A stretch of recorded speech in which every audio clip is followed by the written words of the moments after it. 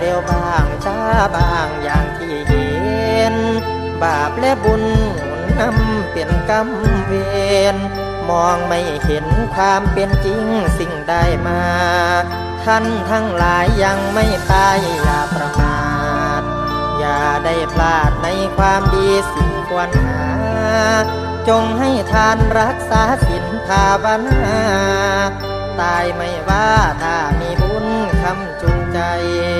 ในโลกนี้มีใครไม่ตายบ้าง